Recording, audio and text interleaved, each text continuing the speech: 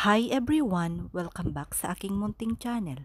Sa video na ito, sana ay tapusin ninyo at pag-uusapan natin ang mga usapin ngayon sa social media na kung saan ay napakarami nang nangbabash kay Roda dahil nga naglipa na ang mga sinasabing gusto daw suluhin ni Roda na i-vlog si Reyna at ayaw niyang ipa-vlog sa ibang mga kalingap at mga ibang vloggers.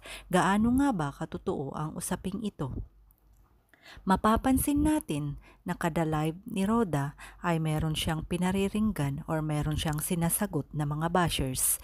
Sino-sino nga ba ang mga ito at ano nga ba ang punot dulo kung bakit mga bashers si Kalingap or si Roda na kung saan siya ay naatasan na mag-alaga kay Reyna.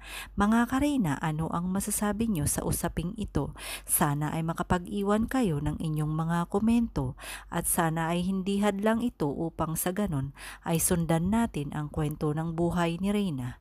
Kahit ano pa man ang kadahilanan na nagbabago na nga si Reyna o kung ayaw man itong i-vlog, ang mahalaga ay nakikita natin o napapanood natin paminsan-minsan si Reyna at nag-a-update naman si Roda.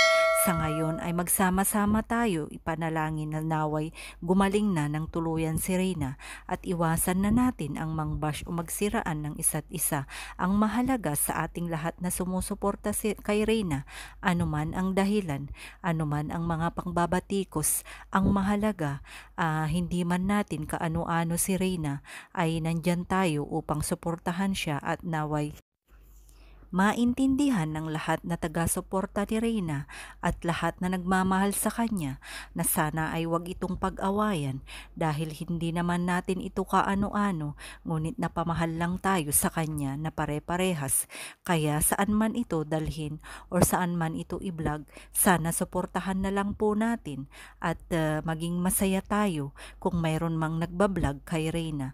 Sana ay magsama-sama pa rin tayo at hindi ito ang hadlang upang sa ganun ay magkasiraan tayo sa social media, bagkus sana ay lalo tayong magkaisa upang ipakita sa buong mundo kung gaano natin sinusuportahan si Reyna. Sama-sama, nagkakaisa, lahat ng mga senior citizen, mga OFWs na katulad ko, mga silent viewers at mga iba't ibang sponsors saan mang panig ng mundo, mabuhay po tayong lahat.